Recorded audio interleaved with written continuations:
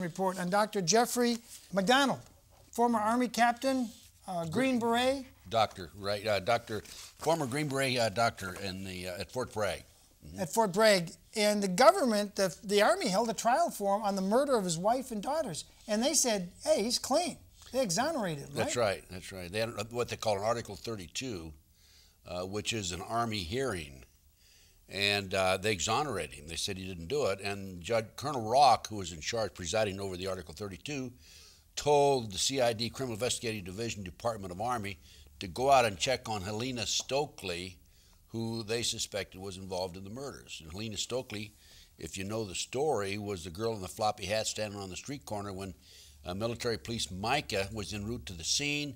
When he arrived at the scene, he told his superior officer, I think we have a suspect back there on the corner, blonde, a wig, floppy hat, and they didn't. They just ignored it. They ignored it. They ignored it. But and you later got a confession from her that she did the murder, didn't you? Yes. You had a confession signed by her. I have a confession. I had her on audio tape. I have her on videotape. And the government doesn't care. Well, we had a hearing on it, and the judge ignored it. The judge looked at it and said, I don't care. Yeah, I testified for, several hours as to my involvement in the case. We presented all the audio tapes that she had confessed to this. We presented the signed statements that she confessed to the murder, along with some other people. She named other individuals there. Right. And, it's been ignored. It's been totally ignored by the government. The government doesn't care about the truth, do they, Ted? Well, in this case, this man did not commit these murders. He's serving 3 consecutive life sentences. And the government has done everything they can to keep him in jail. Keep him in jail, even though you've got a confession from the murderers. There's more than that, because the FBI obtained a confession from one of the other participants, Kathy Perry, but she was high on drugs that night. And she told the FBI that there were 2 little boys who were murdered and slaughtered, but because they were actually girls and not boys, the FBI just discounted that confession.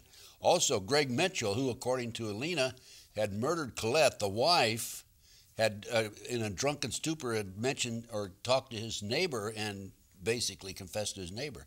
We actually have 3 confessions. 3 confessions, and the judge doesn't care, don't want to hear it, don't want to see it, don't want to keep this good Green Beret guy locked up in a federal prison out in Victorville, California for the rest of his life for murder we now know he did not do. And I asked you the question, have you lost control of your government? What do you think, Ted? The government's been out of control for some time. When I say the government, there are a lot of good people in the government, okay? Good FBI, good CIA, and so forth. Unfortunately, they aren't the ones in control. In control. Exactly. I mean, we noticed from the recent events that we have here on the 911, we have an agent in Minnesota who told about one of the terrorists. They suspected a terrorist at the time, and we find out later he is actually probably the 20th person on the skyjackings, who was receiving flight training but didn't want to learn how to land, just want to learn how to fly the plane and take off. Is that a red flag? We have that, and then we have the Arizona memo, where the FBI agent in Arizona sent up a red flag, and nothing was done with this. That's because the good people were silenced, weren't they? The good FBI agents that were trying to blow the whistle. In both these instances, Minnesota and Arizona, they're trying to do something about it, and they were ignored by FBI headquarters. By the headquarters, by the guys at the top, who take orders from the Attorney General, don't they? Well, yes, of course. And this is one of them. I don't even get a close-up. This is what I call Janet. They call Attorney General Janet Reno retired, running for governor of Florida. I call her Janet Waco Reno. Murderess supreme. Mass murderer of 80 people at Waco, Texas. Am I out of line to say that, Ted? No, no.